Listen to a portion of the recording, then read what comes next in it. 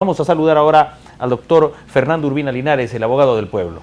Buenas noches, Rafael. Buenas noches, Perú. Bueno, contento de esta carta, que creo que es importante que los intelectuales de nuestro país se indignen y manifiesten el sentir necesario de cambiar, en este caso, los medios de comunicación, este espectáculo triste que se da, donde hay un voyerismo, donde se denigra a la persona humana.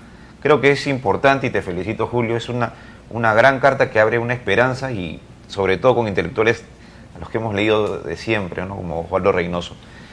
Bueno, está siendo interpelada nuestra ministra de Educación. Esto es importante. Creo que ha demorado esta interpelación. Aquí en RBC, en Habla el Pueblo, primer espacio democrático de la televisión peruana, primer programa político, la hemos interpelado en diversas ocasiones a la ministra. Hemos sido muy duros con ella porque se ha demorado demasiado el tema de la educación. Y yo no creo que con este intento de reforma a último minuto vaya a salvar su gestión, ¿no? Entonces, yo empiezo por ahí. Vamos a seguir desarrollando estas ideas a lo largo del programa. Bueno, hay también una noticia importante, que es el crecimiento que tiene el país. Es bueno, pero hay que observar en aspectos de construcción que siempre hay dinamismo, pero el sector manufactura, que es empleo, ha decaído. Entonces, hay que observar con mucho detenimiento este crecimiento que en el sector manufactura está siendo muy golpeado. Y bueno, qué extraña coincidencia. Ayer el doctor Vargas Aya saludaba, ¿no?, ese tipo de coincidencias. Cuando hablábamos de Pisco y había llegado entre la correspondencia que suele llegar un sobre. El doctor Vargas Aya abrió el sobre aquí dentro del set y se da con un libro sobre Pisco. Una coincidencia, como dijo él. Y hoy otra extraña coincidencia. Hablábamos con el doctor Vargas Aya desde muy temprano sobre el papel de la cultura y del Ministerio de Cultura.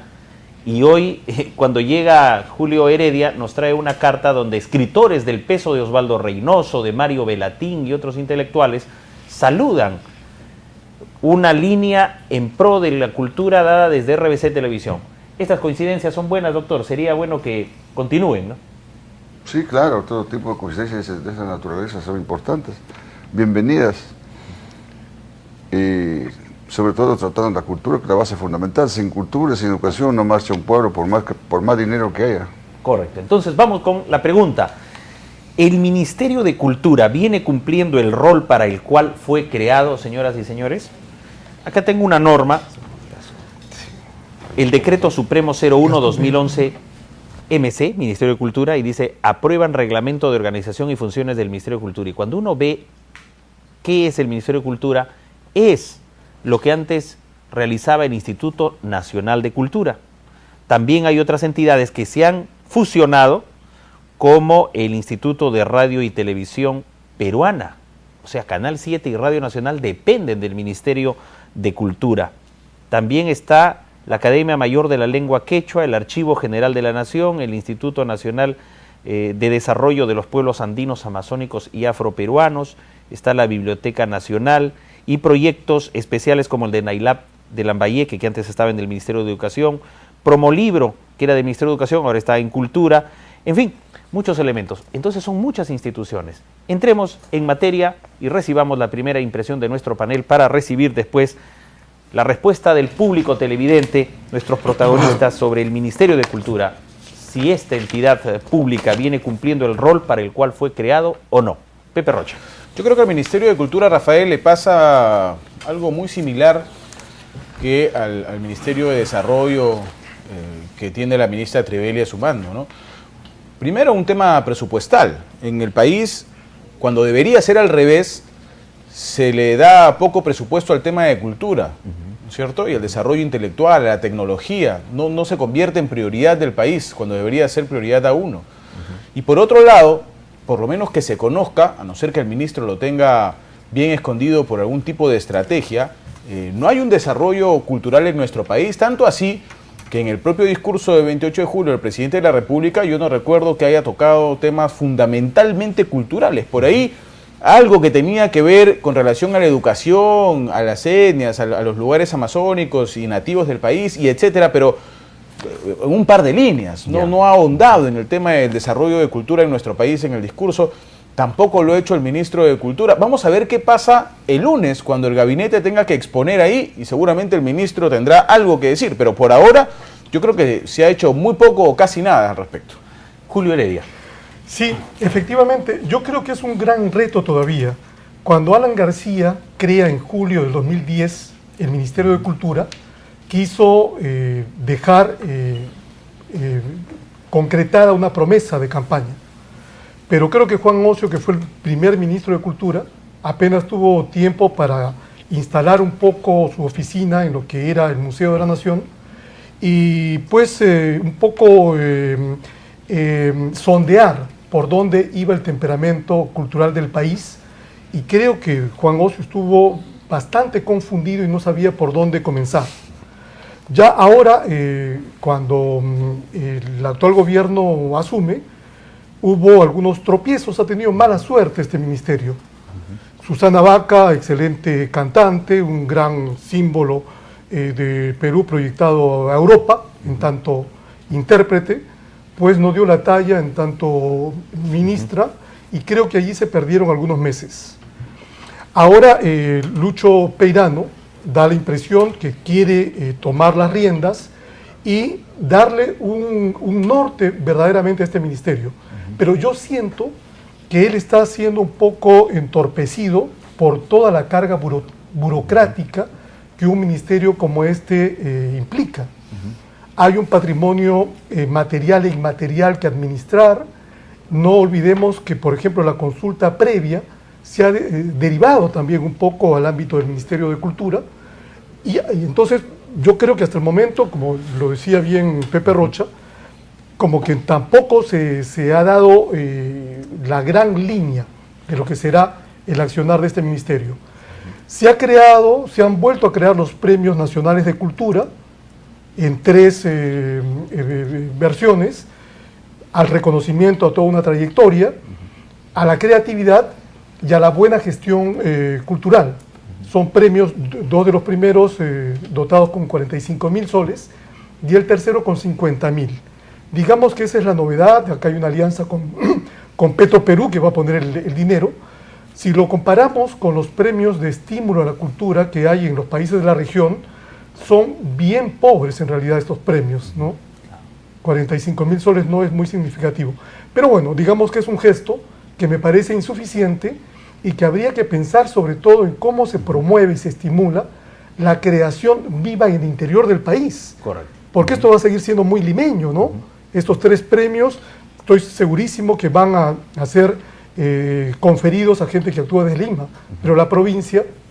No me dejará mentir José Rocha cuando hacia octubre, noviembre del 2009, aquí con nuestro fundador, debatimos de algunos temas y de aquí surgió también la propuesta, antes que se creara el Ministerio de Cultura, de los premios nacionales de cultura que había hasta los años 60 y parte del 70 y se suspende. Y qué bien que ahora algo que se debatió aquí se plasme y se logre como un avance, pero hay mucho más, hay un camino muy largo por recorrer. Fernando Urbina. Bueno, el Ministerio de Cultura ha sido un avance porque se intenta revalorizar la cultura y que es un gran patrimonio nacional, pero, como bien lo ha dicho Julio, ha habido un aspecto de mala suerte prácticamente, porque teniendo buenos ministros no ha habido un grave problema en la gestión. Yo quisiera hacer una pequeña reflexión de ese tema, pero desde el punto de vista administrativo. El Ministerio del Ambiente y el Ministerio de Cultura han sido 2 propuestas importantes que han tenido un lanzamiento político, pero no han tenido la visión y la gestión necesaria para conseguir resultados. Y en mi opinión, justamente lo que señalaba Julio, o sea, hay un problema de concepto burocrático. Un ministerio involucra la gestión en un sector muy claro, privado y público. Estos ministerios han perdido ese sentido transversal, se han vuelto islas administrativas y se quedan en ese marasmo administrativo. Una constante que yo veo en el Estado, veo 2 tendencias muy marcadas. Por un lado, a una especialización que es muy buena, caso de Indecopi, CONACEP, SUNAT, donde tú ves que funciona el Estado. Pero tú ves también el lado de los ministerios, donde prácticamente está todo lo contrario, sobredimensionados, burocratizados, sin resultados. Entonces, estas 2 grandes tendencias están en el Estado peruano y lamentablemente el tema de la cultura y el tema del ambiente, 2 temas fundamentales, a pesar de los esfuerzos políticos, entrampados. Pero yo reitero, o sea, creo que está faltando, así como se ha relanzado el Indecopi y la SUNAT, tiene que haber propuestas de gestión moderna a nivel de nuestra cultura. Como un primer avance. Sí. Hay cosas, vamos a pedir a Pepe, después de la intervención de don Héctor Vargas Aya, para seguir alimentando esto y tener al público televidente. Doctor. Bueno, hay quienes creen que creando ministerios o desdoblando las instituciones y creando más burocracia se puede solucionar o dar solución a los problemas insolutos, lo cual no es verdad. Ya el Perú está cargado de ministerios, pero no funcionan muchos de ellos. En los países que han avanzado más rápidamente que el nuestro, generalmente el Ministerio de Educación se llama Ministerio de Educación y Cultura. Pero aquí se ha desdoblado como si no fueran disciplinas inherentes. La cultura por un lado, la educación por otro lado. Se ha desdoblado. Cierto. De manera que eso es una cosa grave. Pero ya cometido el estropicio, ahora nos toca analizar qué está pasando con el Ministerio de Cultura. El Ministerio de Cultura nace porque fue limitada las funciones del Instituto Nacional de Cultura. Entonces se vio conveniente convertir al Instituto Nacional de Cultura en ministerio, según sus gestores, para que este ministerio pueda tener más amplitud de acción, etcétera, etcétera. Pero en la práctica se ve que no es así. El Ministerio de Cultura, ¿qué se ha concretado ahora? Se ha concretado a hacer exposiciones pictóricas, artísticas, musicales, dentro del recinto de su sede.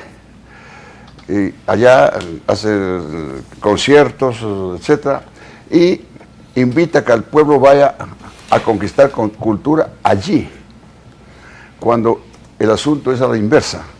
Es el ministerio que debe salir llevando la cultura hacia donde los sectores la necesitan, y no al revés. Y eso es lo que está ocurriendo ahora. El doctor Urbina ha tocado de paso también el Ministerio del Medio Ambiente, otro ministerio innecesario. La mayor parte del mundo tiene códigos de medio ambiente. Este Ministerio de Ambiente ya fue rechazado hace más de 30 años en el Congreso, porque es un ministerio que no va a funcionar. Lo que el país necesita es un código de medio ambiente que esté por encima de los ministerios, para que cada ministerio, cuando no se cumpla la defensa del medio ambiente, reciba sanciones. Bien. Bueno, en el curso de debate ampliaremos algunas consideraciones más. Correcto. Amigos televidentes, vamos a las 11 del 11 y regresamos con el público televidente sobre esta importante pregunta. Estas son las 11 noticias que impactan al país. La ministra de Educación, Patricia Salas, respondió hoy ante el Congreso de la República el pliego interpelatorio de 31 preguntas que le formulara la oposición. El jefe del gabinete, Juan Jiménez Mayor, afirmó que la gobernabilidad del país implica que todos los sectores políticos apuesten por el